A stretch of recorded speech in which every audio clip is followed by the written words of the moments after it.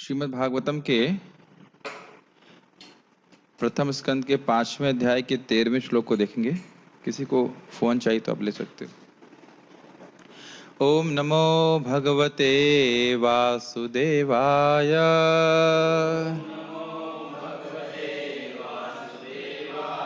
ओम नमो भगवते वासुदेवाय।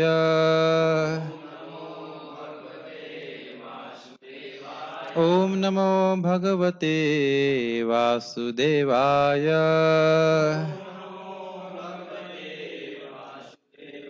नारायणं नमस्कृत्य नरं चैव नरोत्तमं देवीं सरस्वतीं व्यासं ततो जयमुदीरयेत्। नष्टप्रायेषु भद्रेषु नित्यं भागवत सेवया भगवती उत्तमा श्लोके भक्तिर्भवति नैष्टिकी। शृण्वतां स्वकथा कृष्णा पुण्यश्रवणकीर्तन हृदयन्तस्तभद्राणि विधुनोति सुहृत्सताम्। श्रीमद् भागवतम प्रथम स्कंद 5वां अध्याय नारद जी और व्यासदेव का संवाद श्लोक क्रमांक 13। कोई भक्त मेरे पीछे बोलिए। अथो महाभाग भवान अमोघद्रे। अथो महाभाग भवान अमोघद्रे। शुचिश्रवः सत्यरतो धृतव्रतः। शुचिश्रवः सत्यरतो धृतव्रतः। उरुक्रमस्याखिल बंध मुक्तये। उरुक्रमस्याखिल बंध मुक्तये। समाधिनानुस्मर तद्विचेष्टितम्। समाधिना स्मरतद्विचेष्टितम्। अथो महाभाग भवान अमोघद्रे। अथो महाभाग भवान अमोघद्रे। शुचिश्रवः सत्यरतो धृतव्रतः। शुचिश्रवः सत्यरतो धृतव्रतः। उरुक्रमस्याखिल बंध मुक्तये। उरुक्रमस्य अखिल बंध मुक्तये। समाधिनानुस्मरयत् तद्विचेष्टितम्। समाधिना अनुस्मर तद्विचेष्टितम्। बोलिए। अथो महाभाग भवान अमोघद्रे। अथो महाभाग भवान अमोघद्रे। शुचिश्रवा सत्यरतो धृतव्रतः। शुचिश्रवः सत्यरतो धृतव्रतः। उरुक्रमस्याखिल बंध मुक्तये। उरुक्रमस्याखिल बंध मुक्तये। समाधिनानुस्मर तद्विचेष्टितम्। समाधिनानुस्मर तद्विचेष्टितम्। तो पहले मैं श्लोक को देखूंगा, श्लोक के शब्दों को समझाऊंगा, फिर उसका अन्वय समझेंगे। तो 2 बार तो पहले श्लोक को समझने का प्रयास करेंगे। देखिए, अतः मतलब हुआ इसलिए, किस लिए। पिछली वाले श्लोक में बताया था कि अच्युत भाव से वर्जित अगर ब्रह्म अनुभूति भी है तो वह भी सफल नहीं होती। उससे पहले बताया गया था कि भगवान की कथा में अलंकार न भी हो तो भी बहुत अच्छा मानते हैं साधु लोग। और उससे पहले बताया गया था कि बहुत सुंदर है अलंकार की दृष्टि से, लेकिन भगवान के यश से रिक्त है, यश नहीं है, तो उसको कौवे का तीर्थ माना गया था। इसलिए 3 कारण समझ में आ रहा है ना। इसलिए महाभाग, हे महाभाग, यानी कि नारद जी किसको संबोधित कर रहे हैं? व्यासदेव को। हे महाभाग्यवान नारद व्यासदेव जी, भवान आपका अमोघ दृक्। अमोघ मतलब समझते हैं, अमोघ मतलब अचूक, दृक् मतलब दृष्टि। तो उसका अर्थ यहाँ पे लिया गया है आपका ज्ञान जो है वह निष्फल नहीं है। आप देखने में समर्थ हो, अब जीवों का कल्याण करने में समर्थ हैं। और इसी प्रकार से शुचिश्रवा, इसी प्रकार से आपकी, शुचि मतलब पवित्र, आपकी कीर्ति पवित्र है। किस रूप में? भगवान के अवतार के रूप में, जो जीवों के कल्याण के लिए आया है, उस प्रकार से आपकी कीर्ति पवित्र है, सुनने से पवित्र होता है। सत्य रथ, सत्य का मतलब होता है भगवान कृष्ण, और रत मतलब लगे रहना, मतलब भगवान में उनकी मति हमेशा लगी रहती है, भगवान की प्रीति से युक्त हैं, ये सत्य रथ का अर्थ है। और धृतव्रत अर्थात बड़े ही धैर्य से, बड़े, यानी कि सत्यरथ उनके मन का गुण है। मन जो है भगवान के प्रति प्रीति से युक्त है, इस कारण से भगवान में हमेशा आसक्त है। और धृतव्रत मतलब निश्चयात्मक बुद्धि के द्वारा उन्होंने ब्रह्मचारी आदि व्रतों का पालन किया है। तो ये सारे पहली लाइन में आपको व्यासदेव जी के गुण दिख रहे हैं। और उसके बाद कह रहे हैं कि ये सारे गुण आप में हैं, इसलिए आप उरुक्रमस्या, उरुक्रम है भगवान विष्णु या भगवान कृष्ण, उनके अखिल बंध मुक्तये, जीवों की मुक्ति के लिए, सभी प्रकार के जीवों की मुक्ति के लिए भगवान उरुक्रम के तद विचेष्टितम, विचेष्टितम का अर्थ होता है उनकी लीला का वर्णन करें। कैसे? समाधिनानुस्मर, समाधि में स्थित होकर के उन लीलाओं का, भगवान की लीलाओं का स्मरण करके उनका वर्णन करें। समझ में आ रहा है श्लोक? क्योंकि भगवान का यश ही जीव का कल्याण करने वाला है। अतः इसलिए हे महाभाग्यवान व्यासदेव, आपकी दृष्टि अमोघ है, आपका ज्ञान निष्फल नहीं जाता, आपकी जो कीर्ति है वो पवित्र है, आपका मन भगवान में आसक्त है, आप प्रेम के स्तर को प्राप्त हैं। आपने ब्रह्मचारी आदि नियमों को, जो ब्रह्मचर्य आदि नियम हैं व्यवहार की दृष्टि से, उनका भी पालन ठीक से किया है। इस कारण से हर तरह से आप योग्य हैं। इसलिए उरुक्रम यानी भगवान, इसके व्याख्या हम आगे करेंगे, उरुक्रम की व्याख्या क्या है, लेकिन उरुक्रम भगवान का नाम है, भगवान कृष्ण का नाम है, तो उनका या भगवान विष्णु का नाम है। तो जीवों की अखिल बंध मुक्ति, अखिल मतलब हर प्रकार के बंधन से मुक्ति के लिए, या सभी जीवों के बंधन की मुक्ति के लिए आप चेष्टा, चेष्टा मतलब समझते हैं प्रयास, तो प्रयासी की तरह समझना चाहिए लीला, भगवान की चेष्टा या भगवान की लीलाओं का वर्णन कीजिए। और कैसे करें? समाधिना अनुस्मर, समाधि में स्थित होकर के। इसीलिए एक आचार्य इसमें बता रहे थे, अच्छा लगा मुझे कल पढ़ करके, श्रीमद् भागवतम ये व्यासदेव जी की समाधि की भाषा है। समाधि में स्थित होकर के रियलाइज्ड नॉलेज, उन्होंने भगवान की लीलाओं का अनुभव किया है। और ये इसमें कोई संदेह नहीं करना चाहिए। आपको जानते हैं भगवत गीता में स्वयं क्या नाम है, संजय बोलते हैं कि व्यासा प्रसादा श्रुतवान, व्यासदेव की कृपा से मैं इस भगवत गीता को सुन पा रहा हूं। आप जानते हो कि व्यासदेव की कृपा से संजय को दिव्य दृष्टि प्राप्त थी, जिससे वो एक जगह बैठे बैठे पूरे युद्ध के कहीं भी जो कुछ चल रहा है वो देख पा रहे थे। तो आप समझ पा रहे हैं, जिसकी कृपा से उनका शिष्य इस प्रकार से देख पा रहा है, तो वो गुरु जी कितने महान होंगे। तो भगवान की हर लीला को देखने का उनके पास सामर्थ्य है, और उसका वह स्मरण करके वर्णन करेंगे। बहुत ही इंटरेस्टिंग टीकाएं हैं, उस पर आप बड़े ध्यान पूर्वक सुनिए। सुन ही रहे हैं, लेकिन ये शैली है याद, मतलब ध्यान लाने के लिए बहुत ध्यान पूर्वक सुनिए। अन्वय समझ गए? अथो महाभाग भवान अमोघ दृक् शुचिश्रवा सत्यरतः धृतव्रता, समझ में आ रहा है? इसलिए हे महाभाग, आप, भवान मतलब आप, अमोघ दृक् हैं, आपकी कीर्ति पवित्र है, आप भगवान कृष्ण में आसक्त हैं, आपने व्रतों का पालन किया है। तथा इसलिए अखिल बंध मुक्ति, सभी जीवों की मुक्ति के लिए उरुक्रमस्य, भगवान कृष्ण की विचेष्टतम अर्थात लीलाओं को समाधिना अनुस्मर, समाधि से आप स्मरण करें। बहुत तेज हो गया है? समझ में आ रहा है? मुझे लग रहा है बहुत तेज हो गया, आ गया। इसीलिए मैंने शब्दों के अर्थ पहले समझाए थे, तो आपको अन्वय समझने में आ रहा होगा। अनुवाद। हे व्यासदेव, तुम्हारी दृष्टि सभी तरह से पूर्ण है, तुम्हारी उत्तम ख्याति निष्कलुष है, कोई दोष नहीं निकाल सकता आपकी ख्याति में। तुम अपने व्रत में दृढ़ हो और सत्य में स्थित हो। सत्य में स्थित होकर क्या व्याख्या की गई थी अभी, याद है किसी को? सत्य का मतलब क्या लिया गया था? सत्य का मतलब क्या लिया गया था? क्या लिया गया था? हंसो मत, हंसो तो तब जब आप सही, पहले आप उत्तर दे दो। उत्तर दे नहीं रहे और हंस रहे हैं, वो तो प्रयास कर रहे हैं। सत्य, सत्य रथ का अर्थ था, सत्य मतलब भगवान कृष्ण, और उनमें रथ, जैसे कहते हैं इसमें ये व्यक्ति निरत है, लगा ही हुआ है, उसी तरह उनका मन भगवान कृष्ण में आसक्त है, ये सत्य रथ का अर्थ था। ठीक है।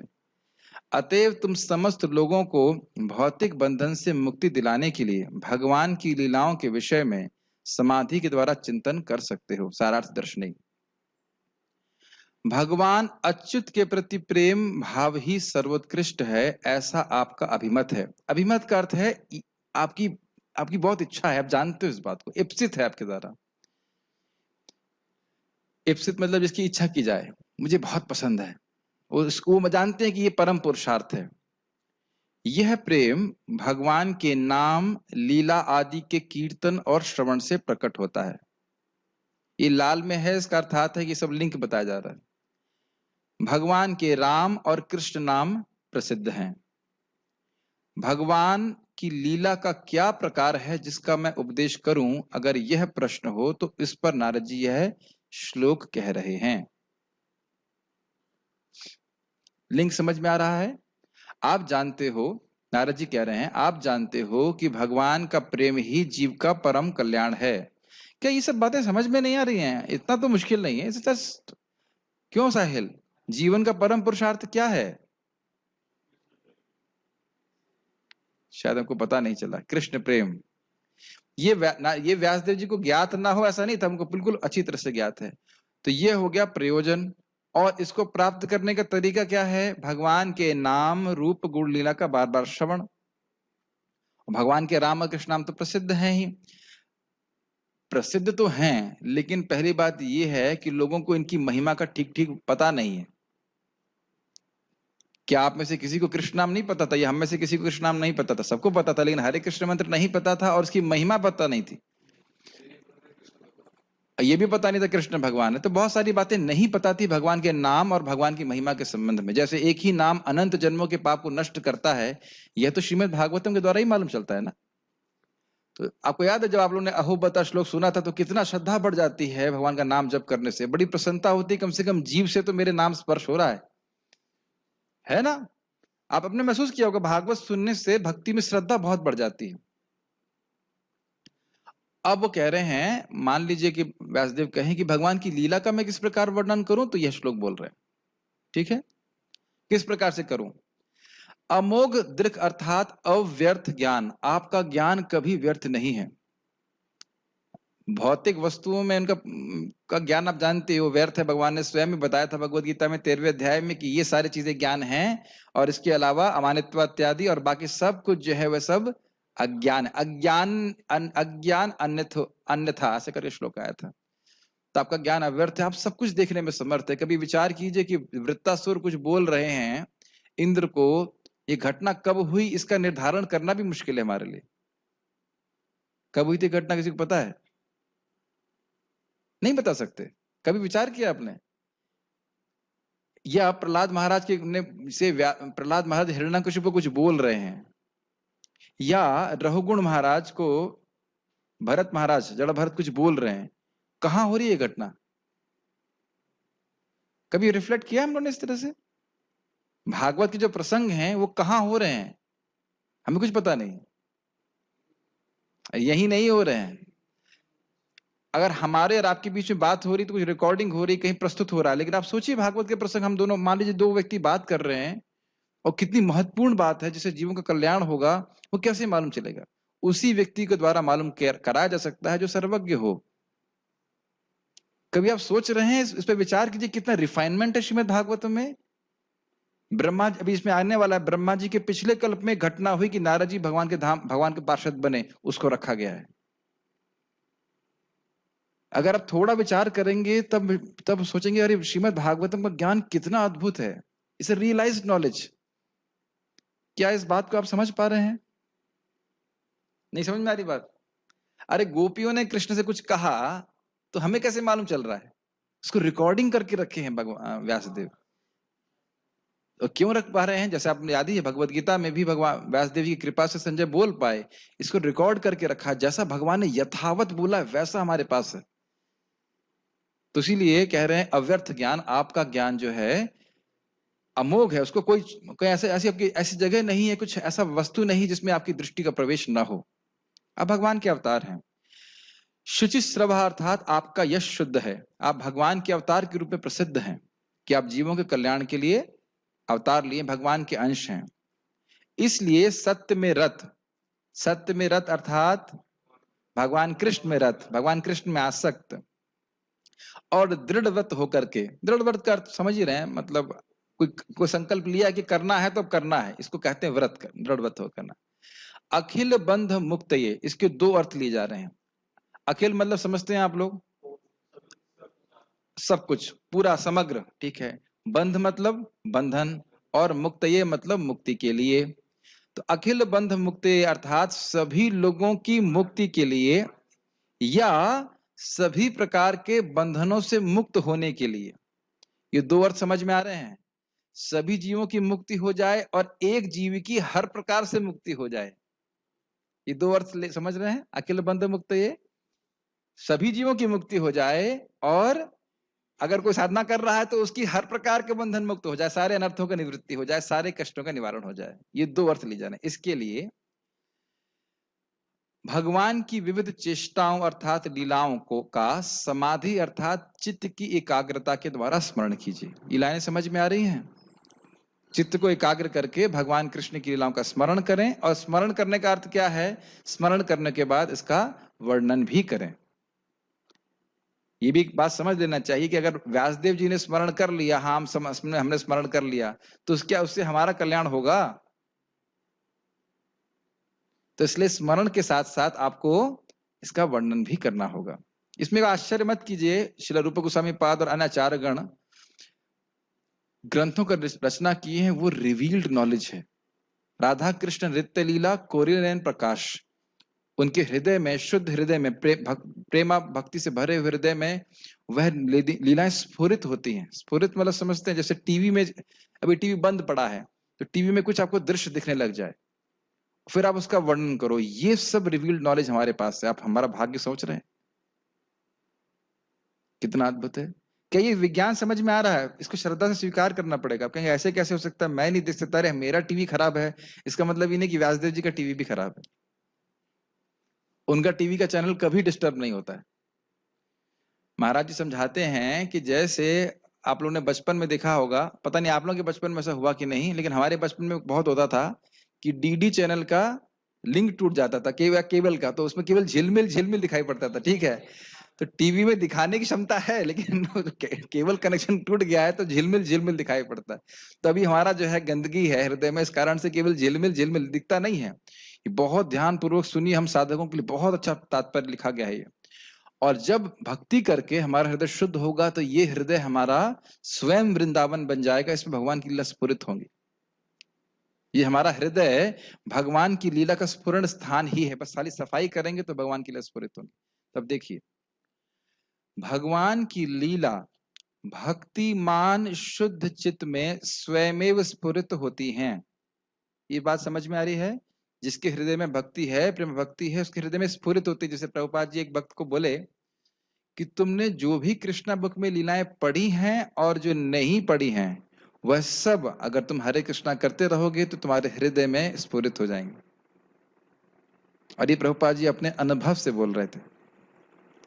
तो इस प्रकार से भक्तों को अनुभव हुआ है, भले अभी हमको नहीं समझ में आ रहा है, लेकिन ये चक्रवर्ती पास बात को बोल रहे हैं, ये भी उनका अनुभव है।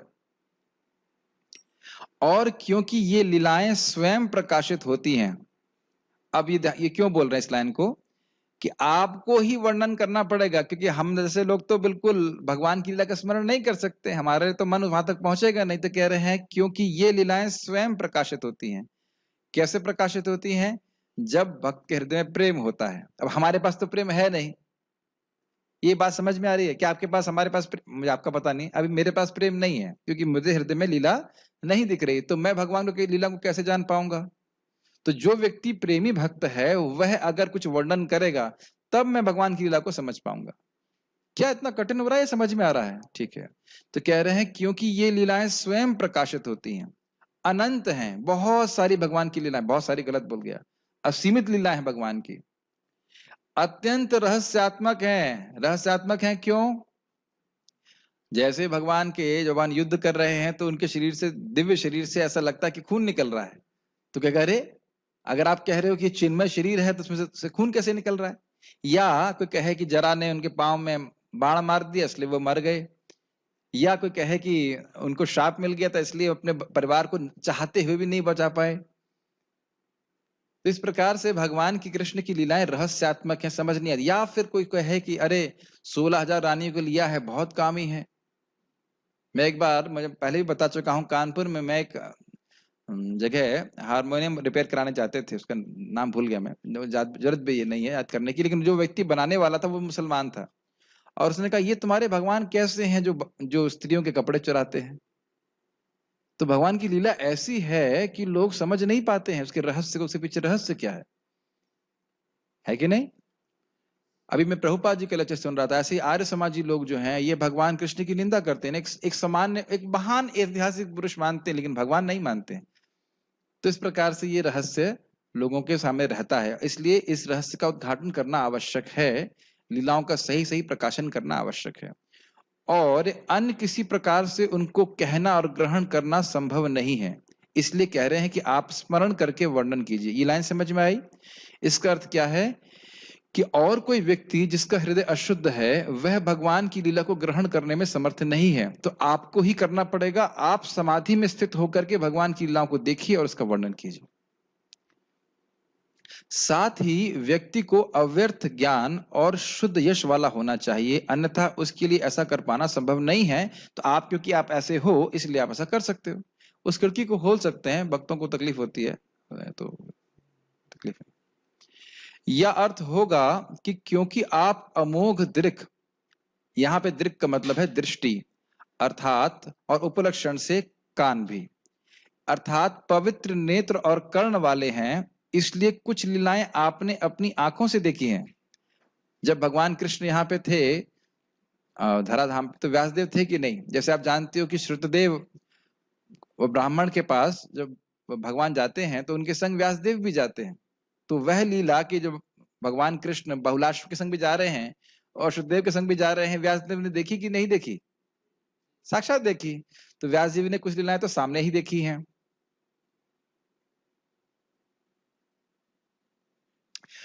और कुछ आपने, और कर्ण वाले हैं इसलिए कुछ लीलाएं आपने अपनी आंखों से देखी हैं और कुछ अपने कानों से सुनी भी हैं। और इसमें कौन सी स्पेशल बात है? देखिए, हमारे अनंत कृष्ण प्रभु का बड़ा अच्छा कमेंट है कि प्रभु जी सही बोलेंगे तो लोग गलत समझते हैं। बहुत गंभीर बात है। क्यों? क्योंकि व्यक्ति के जो सुन रहा है, देख रहा है, वह उसकी चेतना किस गुण से प्रभावित है, उससे फिल्टर होकर के वो सुन पाएगा, देख पाएगा। लेकिन क्योंकि भगवान व्यासदेव जी गुणों से बिल्कुल प्रभावित नहीं है, त्रिगुणातीत हैं, इस कारण से जो सुना है वह भी ठीक ठीक समझ रहे हो। क्या ये बात समझ में आ रही है? अब देख लो, यहाँ पे मेरी बात सबको समझ में नहीं आ रही, मुझे पता है। क्यों नहीं? सबको सुनाई पड़ रही कि नहीं? या ये स्पीकर में कमी आ रही कुछ? लेकिन हर व्यक्ति को एक ही बराबर से नहीं समझ में आ रही है। साहिल प्रभु समझ में आ रहा है? थोड़ा थोड़ा आ रहा है। और यही आप अपने भक्ति में, यही आपको श्रद्धा देगा। ये याद रखना, आज की समझ नहीं आ रहा है और जब करते रहो, अच्छे से भक्ति करते रहो, तो देखेंगे 5 साल बाद, अरे इसे तो बहुत आसान है, प्रभु तो बहुत आसान बात बोल रहे थे। मुझे याद है परम पूज्य राधा गोविंद महाराज जब कानपुर आए थे 2006 में, तो हमें ये तो लग रहा था कि कुछ बोल रहे हैं, लेकिन ये समझ में नहीं आ रहा था कि क्या बोल रहे हैं। और उसके बाद जब यहाँ पे मैंने बाद में वही प्रवचन सुन रहा हूं, तो हाँ अब समझ में आ रहा है कि वो क्या बोल रहे हैं। ये आपके संग अकेला नहीं घटित हो रहा है, सभी के संग होता है। स्पेशली जो लोग एकदम मतलब भक्ति में फ्रेश आ रहे हैं, अगर पहले जन्म का संस्कार नहीं है तो। मतलब इसमें घबराने और आश्चर्य करने की बात नहीं कि समझ में नहीं आ रहा है, लेकिन श्रवण करने मात्र से भक्ति बढ़ती है, और भक्ति बढ़ती जाती है, नाम जब करते रहते हैं तो ये बातें बड़ी आसानी से समझ में आने लगती। ठीक है। और सत्य रथ अर्थात आसक्त मन से, अब तो समझ में आ रहा है किसमें आसक्त? सदन माधव प्रभु भगवान कृष्ण में। देखिए, बार बार रिपीट करने से अब याद होने लगता है। और ज्ञान शक्ति क्या होती है साहिल? मैं ये हूं, मैं क्या हूं, मैं हूं और अन्य से भिन्न है। तो बार बार रिपीट करने से बात समझ में आती है। तो सत्य रथ का अर्थ है भगवान कृष्ण में आसक्त। तो सत्य रथ का अर्थ भगवान कृष्ण में आसक्त कैसे हो गया? क्योंकि सत्य का मतलब कृष्ण होता है, ये बताया गया। ये भागवत में 10वें स्कंद में आया श्लोक, मुझे याद नहीं आ रहा है, लेकिन हाँ, सत्यम परम सत्य ऐसे करके बोला गया। और धृत व्रत अर्थात निश्चयात्मक बुद्धि से, मतलब बुद्धि के द्वारा निर्णय कर लिया है कि भगवान की लीला का स्मरण करना है, आपकी संत शक्ति है, ऐसा नहीं कि कोई और कारण आ जाएगा तो अब इस कार्य से आप विरत हो जाएंगे। विरत मतलब छोड़ देंगे।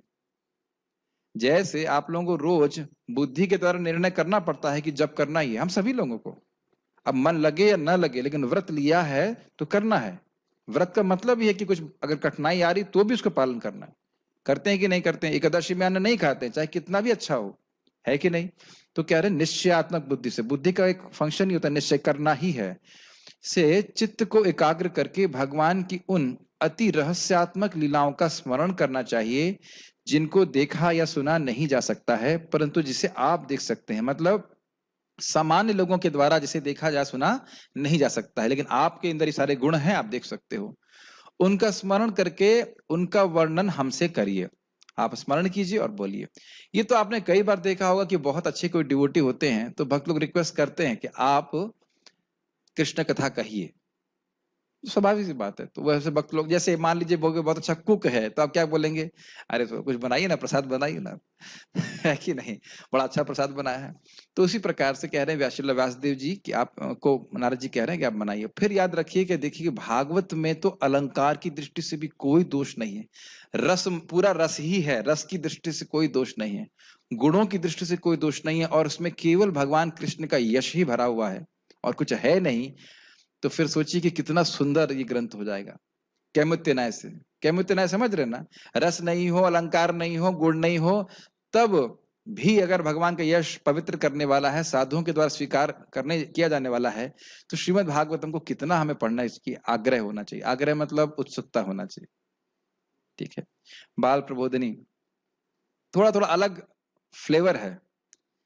ज्ञान और कर्म से जो जो फल प्राप्त होते हैं वे भक्ति से अपने आप ही प्राप्त हो जाते हैं, इसलिए महाभारत आदि ग्रंथों में आपके द्वारा इनका स्वतंत्र वर्णन व्यर्थ है। क्या फायदा ज्ञान योग का, कर्म योग का करने का, क्या फायदा? तुम भक्ति कर रहे हो, अपने आप ही सारे फल प्राप्त हो जाते हैं। इसको श्रीमद् भागवतम के 11वां स्कंद में बताया गया है भगवान कृष्ण के द्वारा कि यदि मेरा भक्त, यदि ध्यान दीजिएगा, यदि मेरा भक्त स्वर्ग जाना चाहता है, मोक्ष प्राप्त करना चाहता है या मेरा धाम प्राप्त करना चाहता है, तो मेरे भजन से अपने आप प्राप्त हो जाता है। उसे और कोई साधन करने की आवश्यकता नहीं है। आपने नोटिस किया शब्द यदि? यदि मतलब भक्त ना तो स्वर्ग जाना चाहता है, ना मुक्ति जाना प्राप्त करना चाहता है, ना अपने दुखों की निवृत्ति के लिए धाम जाना चाहता है, वह तो केवल कृष्ण की सेवा चाहता है। लेकिन भगवान क्या कह रहे हैं? यदि। यदि का मतलब है कि भगवान की भक्ति सब कुछ देने में समर्थ है, लेकिन हम लोग भक्ति उसके लिए करते नहीं है। तो आपने क्यों वर्णन किया? सीधे भक्ति का वर्णन करते, उसे सब कुछ प्राप्त हो जाता जिसको जो चाहिए था। इसलिए हे महाभाग, उरुक्रम, महाभाग किसको रेफर कर रहे हैं, किसको बोल रहे हैं महाभाग? व्यासदेव। उरुक्रम अर्थात जिन भगवान का क्रम। अब इस उरुक्रम को आप लोग याद रखिएगा। उरु मतलब बहुत बड़ा, और क्रम मतलब जैसे हम लोग चलते हैं, हाँ चलते हैं तो एक स्टेप इंग्लिश में कहा जाएगा। उरुक्रम अर्थात जिन भगवान का क्रम या लीला महान है। क्रम का एक और अर्थ भी होगा चेष्टा या लीला। तो उरुक्रम का दो अर्थ हो गए। एक, जो भगवान वामन देव ने एक बड़ा स्टेप लिया था कि नहीं लिया था, पूरे विश्व को नाप दिया था, तो इसलिए उनको उरुक्रम कहते हैं। क्या ये भी समझ में नहीं आ रहा है? ऐसा ऐसा देखते हुए इधर से कुछ बात कर रहा हूं। अरे वामन देव के बारे में जानते हैं ना आप लोग? तो वामन देव ने बहुत लंबा पांव रखा था ना, तो बहुत बड़ा स्टेप, हिंदी में क्या कहेंगे स्टेप को? कदम, हाँ से रखा उन्हें, तो इसलिए उनको उरुक्रम कहते हैं।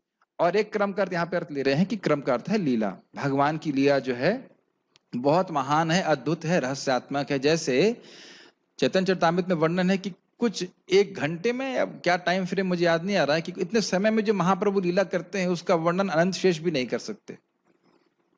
और जैसे आप जानते हैं, सुनेंगे आगे जाकर के, कि जो गोपियों के संग भगवान रासलीला कर रहे थे वह भगवान ने ब्रह्मा जी के दिन के बराबर कर दिया, और गोपियों को लगा कि आज की रात तो स्पेशल बहुत छोटी है, अचिंत है। भगवान करना क्या चाहते हैं? या जैसे भगवान आप देख रहे हैं अपने मुंह में ही पूरा ब्रह्मांड दिखा दिए। हम तो, अगर हम अपनी बात नहीं करना चाहते, भगवान के बारे में बात करेंगे। ठीक है, इसलिए महान है। उनकी विविध लीलाओं को समाधि के द्वारा स्मरण करें, और स्मरण करके सभी प्राणियों के बंधन से मुक्ति के लिए वर्णन करें। स्पष्ट है, यह करने में आपका सामर्थ्य भी है, क्योंकि आप धृतव्रत अर्थात ब्रह्मचारी आदि व्रत का पालन किए हैं। स्पष्ट है, इन व्रतों को धारण करने में भी आपका उद्देश्य भगवत प्रीति ही था, इसको सूचित कर रहे हैं सत्यव्रत शब्द से।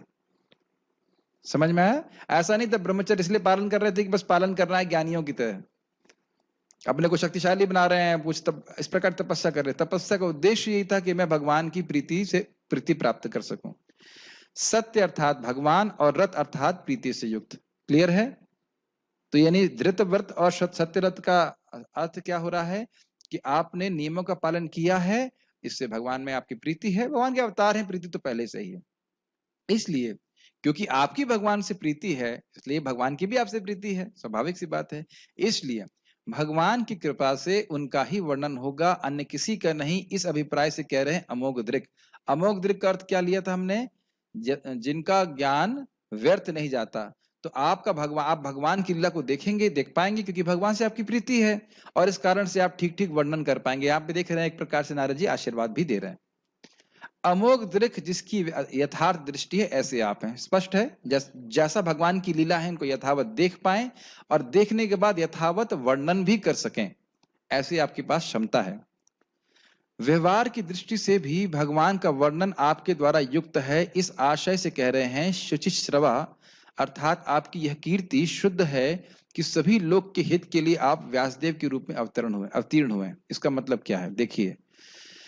व्यवहार मतलब समाज की दृष्टि से, समाज में आप किस प्रकार से प्रसिद्ध हैं कि आप भगवान के अवतार हैं और आप जीवों के कल्याण के लिए अवतीर्ण हुए हैं, आपका अवतार हुआ है। और जीवों का परम कल्याण कैसे होगा, भगवान कृष्ण की लीला को सुनकर ही, और किसी साधन से नहीं होगा। लीला नाम रूप इत्यादि को सुन करके, भक्ति करके। तो आपके लिए युक्त ही है। युक्त के लिए मतलब होता है सही है। युक्त मतलब समझते हैं, युक्त का मतलब होता है बिल्कुल सही है, समीचीन है, अच्छा है कि आप भगवान कृष्ण की लीला का वर्णन करें। अब एक इंटरेस्टिंग है, इस पे कुछ लोगों को ऑब्जेक्शन होगा, लेकिन थोड़ा अब टीका में है तो हम रख रहे हैं सामने। यद्यपि हमारे द्वारा भी, यानी नारद जी कह रहे हैं अपने लिए, यद्यपि हमारे द्वारा भी भगवान की लीला ज्ञात है, हम भी कुछ कुछ जानते हैं, परंतु अधिकार के अभाव के कारण हमारे द्वारा उनका वर्णन करना संभव नहीं है। कोई अपने ऑब्जेक्शन नहीं है, अरे नारद जी तो गुरु है, तो नारद जी क्यों कह रहे हैं कि हमारा अधिकार नहीं है इस प्रकार से। नम्रता है भक्त की, विनम्रता के कारण कह रहे हैं। परंतु आपका इसमें अधिकार है, इसको महाभाग शब्द से सूचित करें। आप महाभाग्यवान है, आप इसका वर्णन कीजिए, ठीक है। श्रेय, हाँ ये मैं बोला, श्रेय देना चाहते हैं कि आप वर्णन कीजिए, आपका ये कार्य है, आप कीजिए इस प्रकार से। तात्पर्य प्रभुपाद जी का, जन सामान्य की स्वभाव से ही साहित्य के प्रति रुचि होती है, हर व्यक्ति पढ़ना चाहता है। वे अज्ञात के विषय में के बारे में किसी अधिकारी से सुनना तथा पढ़ना चाहते हैं, लेकिन उनकी रुचि ऐसे दुर्भाग्यपूर्ण साहित्य से बिगड़ जाती है जो इंद्रियों की तृप्ति कराने वाले विषयों से भरा होता है। बड़ा स्पष्ट है। एक बात आप देखेंगे जीवन में, पता नहीं, मुझे तो अपने जीवन में देखा था, जब हम भक्ति में नहीं आए थे, बहुत पहले की बात है, 8वीं 7वीं की बात है, एक सीरीज चलती थी विश्व प्रसिद्ध करके, सुने हैं कभी? एक किताब छापते, उसमें लिखा था, एक किताब आती थी, पढ़ने मत लग जाना, मैं बोलने दिया, विश्व प्रसिद्ध रहस्य। तो उसको पढ़ने में, उसको कई बार मैंने पढ़ा, विश्व में कौन से रहस्यमय चीजें हैं। हमारा कौतुक होता है कि क्या रहस्य है, क्या रहस्य है, वहां क्या हुआ, सुनना चाहते हैं। और माता पिता से भी पूछते हैं, ध्रुव, माता बोलती है ध्रुव तारा क्या था, ध्रुव महाराज कौन थे। ये सबकी हमारे अंदर सुनने की प्रवृत्ति होती है कि श्रेष्ठ व्यक्ति से सुनकर स्वीकार करते हैं, है कि नहीं? हाँ, जनरल नॉलेज कह सकते हैं, नहीं, जिज्ञासा होती है, इंसान जिज्ञासा करता ही है, ये क्या है, वो क्या है, सब सुनते हैं। लेकिन कह रहे हैं कि जो साहित्य है वो उल्टा सीधा ही प्रस्तुत किया जाता है। जैसे कि रविन्द्रनाथ टैगोर, मुझे याद आ रहा है, उन्होंने भगवान कृष्ण के ऊपर कुछ लिख दिया था, और उल्टे सीधे तरीके से, अपने मनगढ़ंत तरीके से, और उनको सामान्य लोग बहुत महान व्यक्ति मानते हैं। तो अब जब वो जो गलती लिखा, तो फिर भक्तिविनोद ठाकुर जी उसको करेक्ट की, तो फिर उन्होंने उसको संशोधन किया। प्राय लोग जो है अपनी बुद्धि से निर्णय नहीं कर पाते हैं, और जो निर्णय उनके लिए कर रहे हैं उनके पास बुद्धि नहीं होती है। अंधा यथांधे रूपनीय माना, इसी प्रकार से ऐसा होता है, और वो जो उनके सामने प्रस्तुत करते हैं उसी पे विश्वास कर लेते हैं। एक और बात इंपॉर्टेंट है कि जो व्यक्ति लिख रहा है वो लेख, उसको आहार निद्रा भय और मैथुन के बाहर कुछ पता नहीं है, तो इन्हीं का वर्णन बार बार वो करेगा, और जो सुनने वाले लोग भी हैं वो भी इन्हीं बातों को समझेंगे। आपको भी विचार कीजिएगा कि अगर कोई भागवत नहीं सुनता है तो उसके पास 5वां विषय आएगा ही नहीं।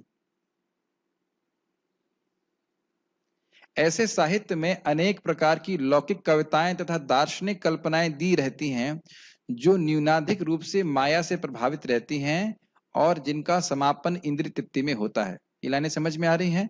झगड़ा हो रहा है, रिसर्च हो रही है कि भाई अन्य ग्रहों में क्या जीवन है, इसमें क्या रिसर्च करनी है? भागवत में स्पष्ट लिखा हुआ है, इंद्रलोक है, जनलोक है, तपलोक है, सब कुछ। आप देख रहे हैं कितने फ्री में हमें ज्ञान प्राप्त हो जाता है। क्या रिसर्च करने की जरूरत है? उस पर पिक्चर बना रहे हैं जस्ट, और ये प्रमाणित करना चाहते हैं कि हम लोग सबसे अच्छे हैं, इसीलिए हमेशा एलियंस को भूत के रूप में दिखाते हैं, है ना? जबकि जबकि देखा जाए तो हम इंद्र के समान या देवताओं के तुलना में हम लोग का शरीर बहुत ही निकृष्ट है। तो ये भावना भरी रहती है कि केवल यही जीवन है, बाकी कहीं और नहीं। है ना, कभी सोचा आपने हमेशा एलियन को भूत क्यों दिखाते हो? है कि नहीं? देखा है नहीं, और कल्पना है, यही कल्पना है कि वो खराब ही होंगे। यहाँ तक महाराज समझा रहे थे कि असुर लोग भी खराब नहीं होते, बलि महाराज बहुत सुंदर होते हैं, केवल भगवान से विद्रोह है, विरोध है। अन्य बलि महाराज का जब एक समय, बलि महाराज तो भक्त हैं, लेकिन अन्य असुरों की बात कर रहे हैं। ऐसा नहीं कि वो सब डरावने और दांत वाले होते हैं, राक्षस हो सकते हैं इस प्रकार के, असुर इस प्रकार से नहीं है। तो कल्पना कर लेता है व्यक्ति। और समापन इंद्रिय तृप्ति में होता है, अर्थात घूम फिर करके बात वहीं आ जाती है, आहार, निद्रा, भय और मैथुन। इस पे प्रभुपाद जी का एक लीला है। एक प्रभुपाद जी, बहुत अच्छा लगता है इस बोलने में, प्रभुपाद जी एक बार एक गार्डन में थे, गोल्डन गेट पार्क ऐसा कुछ तो पार्क था, मुझे याद नहीं नाम उसका, और उसमें वह क्लॉकवाइज परिक्रमा करते थे। परिक्रमा मतलब मॉर्निंग वॉक करते थे। एक दिन उल्टा चले, एंटी क्लॉकवाइज। तो उनका शिष्य बोला, ये पार्क मुझे कुछ अलग लग रहा है प्रभुपाद। तो प्रभुपाद उसको बोले, यही तो है, हर जन्म में तुम खाली आहार, निद्रा, भय, मैथुन कर रहे हो, और तुमको लगता है इस बार कुछ अलग है, इस बार कुछ अलग है। हाँ, लेकिन है वही कार्य। तो ये बात होती है। ऐसा साहित्य यद्यपि सही अर्थ में व्यर्थ होता है, लेकिन अल्पज्ञ लोगों के ध्यान को आकृष्ट करने के लिए खूब सजाया हुआ रहता है, तो स्पष्ट है। इस प्रकार आसक्त जीव भव बंधन में अधिकाधिक फंसते जाते हैं और हजारों पीढ़ियों तक उनके मोक्ष की कोई आशा नहीं रहती। ये लाइन समझनी होगी। भौतिक वस्तुएं, भौतिक शब्द को सुनने के द्वारा ही ये चेतना बढ़ती चली जाती है कि हम ये शरीर हैं। फिर भोग की वासना बढ़ती जाती है, और भोग की वासना बढ़ती जाएगी तो फिर एक के बाद एक शरीर प्राप्त हो जाएगा। वैष्णवों में श्रेष्ठतम श्री नारद ऋषि ऐसे व्यर्थ साहित्य के अभागे शिकारों के प्रति करुणा से अभिभूत होकर श्री व्यासदेव को ऐसा दिव्य साहित्य रचने के लिए उपदेश देते हैं, जो न केवल आकर्षक हो, अपितु सभी प्रकार के बंधनों से मोक्ष प्रदान कराने वाला भी हो। कितना सुंदर बात बोल रहे हैं। आप दशम स्कंद में पढ़ेंगे, परीक्षित महाराज कहते हैं कि भगवान विष्णु, भगवान कृष्ण की जो अन्य लीलाएं हैं वह भी जीव का कल्याण करने वाली हैं, लेकिन लोगों को प्राय उतनी आकर्षक नहीं लगती हैं। लेकिन जो कृष्ण की कृष्णाश्चरितम अर्भकम, कृष्ण की जो बाल लीलाएं हैं, वह एक भौतिकतावादी को भी बहुत अच्छी लगती। तो काश्चरितम अद्भुतम, हाँ, तो उससे क्या है कि दोनों चीज हो जाएगी, भगवान के प्रति रति भी हो जाएगी, एक भौतिकतावादी भी सुनने में अच्छा लगता है उसको। मुझे याद है राजस्थान में हम प्रीचिंग करने गए थे बस पार्टी में, और मैं पूतना वध के बारे में बोल रहा था। तो जो उनका गांव एकदम फार्म हाउस था, वहां एक बच्चा था, वो बोल रहा था, हाँ वो राक्षसनी आई थी और कृष्ण को ऐसे, उसने ऐसे किया, कृष्ण उसको मारा। तो मैं आश्चर्य हो गया, क्या उसके कृष्णा बुक पढ़ी हुई है क्या? कहते नहीं नहीं, मैंने वो उसको क्या वो लिटिल कृष्णा में देखा है। तो लिटिल कृष्णा बहुत आकर्षक लगता है, कृष्ण छोटे बच्चे के रूप में है, भले वो ना समझ पाए कि भगवान है, कुछ भी तत्व ना समझ पाए, लेकिन कृष्ण की लीलाएं बहुत आकर्षक लगती हैं लोग। ठीक है, श्रील व्यासदेव तो आकर्षक भी हैं, और जब सुन रहे हैं तो फिर वो बंधन से मुक्त तो हो ही जाएंगे, तो वस्तु शक्ति का अपना प्रभाव होता ही है। श्रील व्यासदेव या उनके प्रतिनिधि सुपात्र हैं, क्योंकि वे वस्तुओं को सही परिप्रेक्ष्य में देखने में भली भांति प्रशिक्षित हैं। क्या अर्थ है इसका? श्रील व्यासदेव तो स्वयं ही परंपरा में है, भगवान के अवतार हैं, और जो ज्ञान वो दे रहे हैं उसको जो व्यक्ति डिसाइपलिक सक्सेशन में यथावत सुनता है, तो वस्तुओं का निर्णय, तत्व का निर्णय वह ठीक प्रकार से कर पाएगा। क्यों कर पाएगा, इसका व्याख्या हमने कई बार करी है। भगवान कृष्ण सभी के मूल हैं, और जैसे पिता को बच्चा केवल सुनकर के ही समझ पाता है, और क्योंकि सब लोग भगवान कृष्ण के बाद आए हैं, इसलिए कोई भी परंपरा जो भगवान कृष्ण से आती है और यथावत उसमें ज्ञान दिया जाता है, तभी वह कृष्ण को समझ सकता है, अन्यथा वो नहीं समझ सकता। तो ये बोल रहे हैं। और प्रशिक्षित है मतलब प्रकृष्ट रूपेण शिक्षित, बहुत अच्छे से इनकी ट्रेनिंग होती है। कई बार सुनना चाहिए, ठीक से समझना चाहिए, तब हम उसका व्याख्यान ठीक से कर पाएंगे।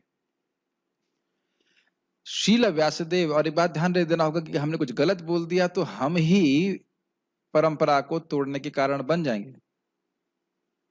कभी सोचा इसके बारे में? मान लीजिए व्याख्यान चालू हो जाए कि कृष्ण भगवान नहीं है, तो बस उसी दिन से हमेशा के लिए, एटलीस्ट काफी लंबे समय तक के लिए परंपरा नष्ट हो जाएगी, और कितने जीवों का अकल्याण होगा। इसीलिए कल कोई भक्त पूछ रहे थे, बाथरूम में पूछ रहे थे हम लोग, रोज इसका क्या अर्थ है? मैंने कहा मुझे नहीं पता है, मुझे कमेंट्री देखनी पड़ेगी, और अगर नहीं पता है तो मैं गलत ही बताऊंगा।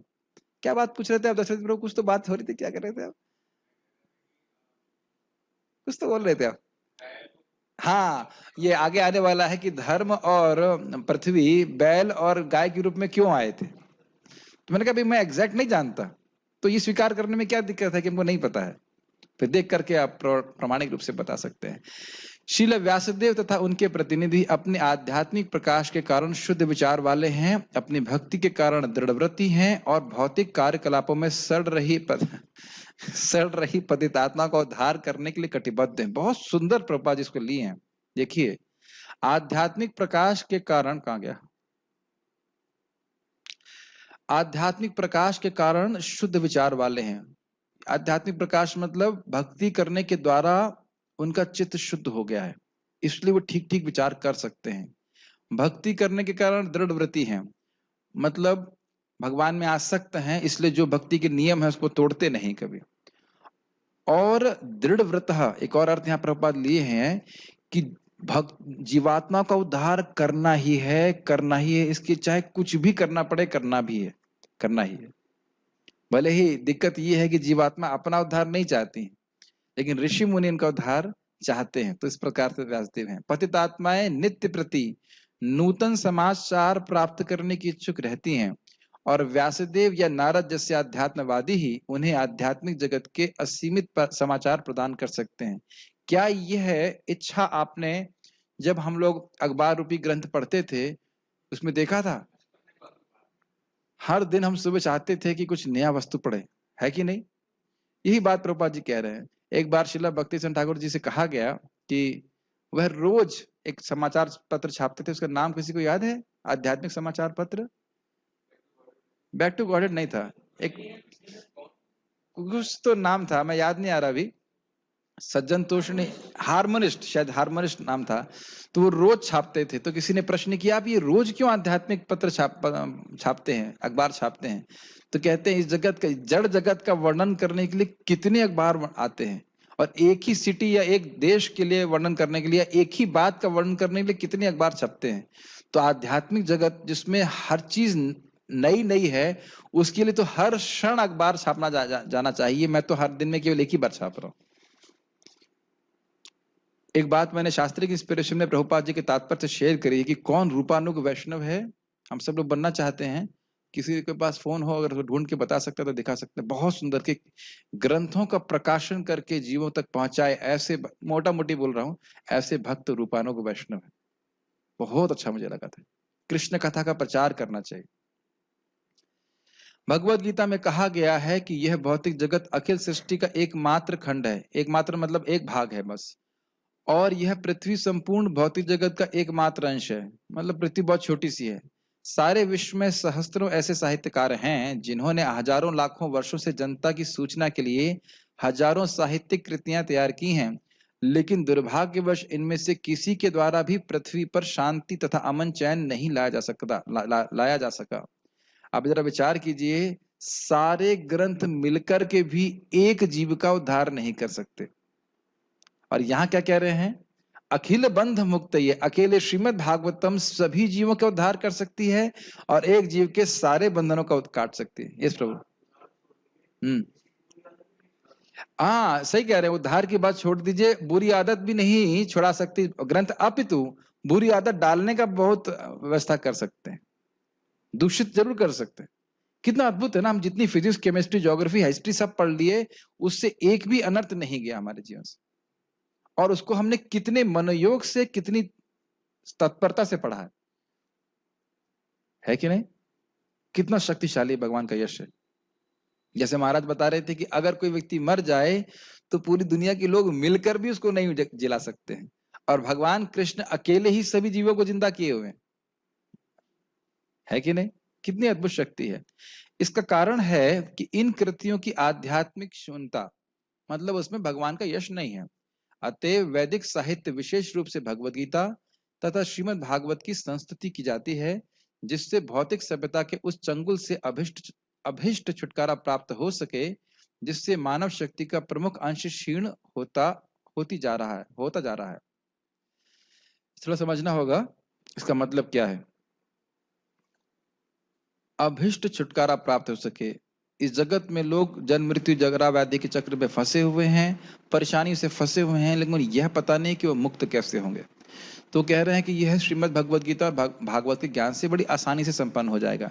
अब हमने कल ही 13वें अध्याय को समाप्त किया था, पढ़ा था, और उसमें क्या लिखा था कि जो इस ज्ञान को जानता है, भगवान को जानता है, प्रकृति को जानता है, जीव को जानता है और उससे मुक्त होने की प्रक्रिया को जानता है, वह भगवान के धाम को चले जाएगा।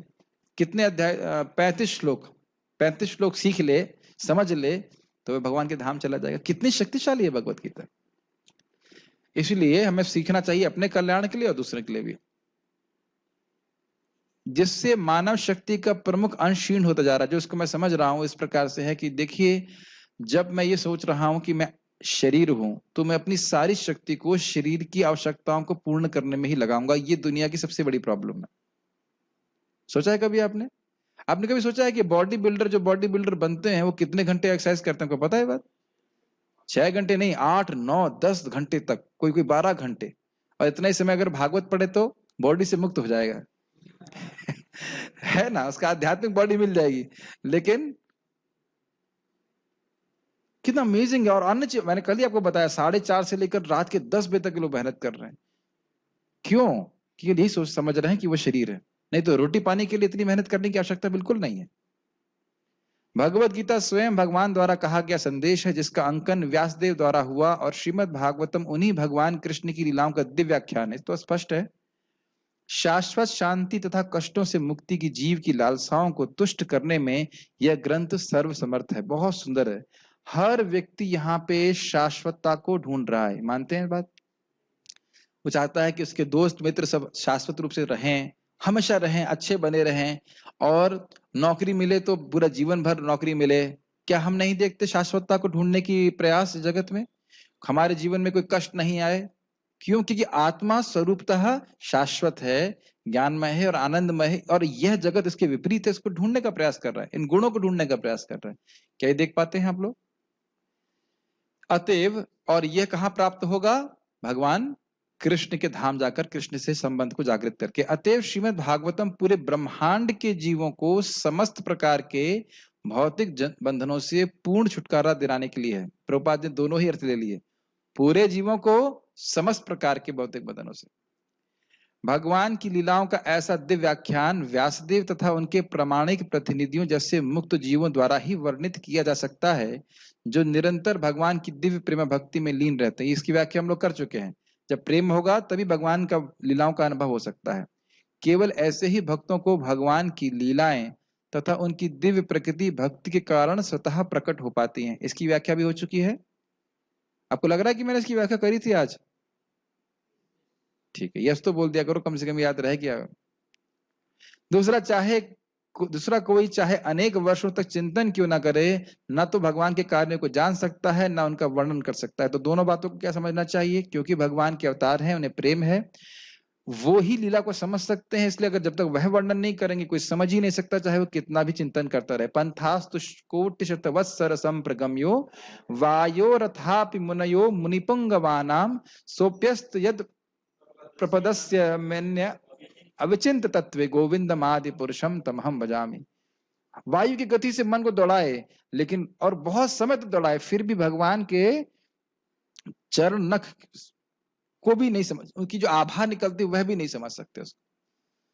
तो इसलिए महान भक्त जब होगा तब वह समझ सकता है, और वर्णन करेगा तो लोग समझ पाएंगे। ये बात बोल रहे हैं। भागवत के वर्णन इतने सूक्ष्म तथा सही होते हैं कि इस महान साहित्य में 5000 वर्ष पूर्व जो भी भविष्यवाणी की गई थी वह अब सही उतर रही है। प्रभुपाद यहाँ इसलिए बोल रहे हैं ताकि लोगों के में विश्वास हो। जैसे अभी आप अगर 12वां स्कंद पढ़ेंगे तो उसमें अशोक के बारे में वर्णन है, भगवान बुद्ध के बारे में वर्णन हम सुनते हैं, तो इनके बारे में हम, इससे हमारी श्रद्धा बनती है। चाणक्य पंडित के बारे में वर्णन है, तो उसके द्वारा हम समझ पाते हैं कि ये कोई सामान्य व्यक्ति के द्वारा लिखा काल्पनिक ग्रंथ नहीं है, अपितु सर्वज्ञ जो भूत भविष्य को देख पाते हैं ऐसे व्यक्ति श्रील व्यासदेव जी के द्वारा रचित ग्रंथ है। इसमें कोई त्रुटि नहीं है। एक बार कोई प्रभुपाद जी के शिष्य रहे होंगे, तो वो स्वीकार नहीं कर रहे थे श्रीमद् भागवतम की बात या प्रभुपाद की बात। तो प्रभुपाद आश्चर्य कह भले ही वह मेरी बात स्वीकार नहीं कर रहा है, लेकिन वह श्रीमद् भागवतम का खंडन कैसे कर सकता है?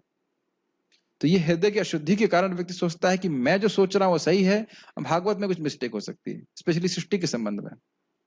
वो चंद्रमा वाले प्रकरण में हुआ था। अतएव लेखक की दृष्टि भूत, वर्तमान तथा भविष्य को पहचानती है। ये लेखक हैं श्रील व्यासदेव। व्यासदेव जैसे मुक्त व्यक्ति न केवल दृष्टि शक्ति तथा पांडित्य के मामले में पूर्ण है, अपितु श्रवण, चिंतन, अनुभव तथा अन्य सभी इंद्रिय कार्यों में भी सिद्ध होते हैं।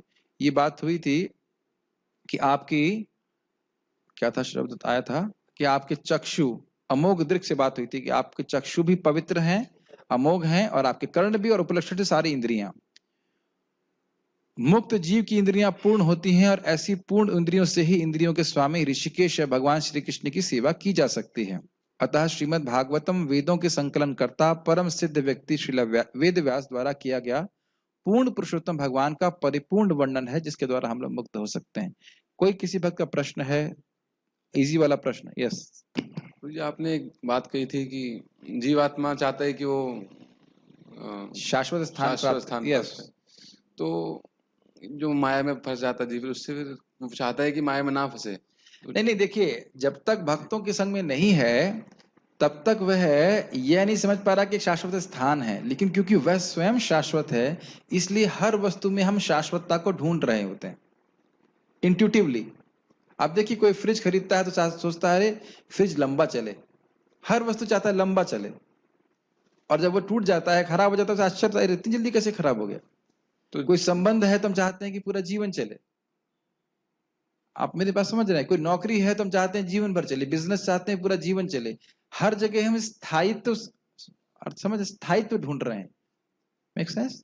लेकिन वो स्थायित्व उसको ये पता नहीं है बद्ध जीव को कि इस जगत में कहीं प्राप्त नहीं है।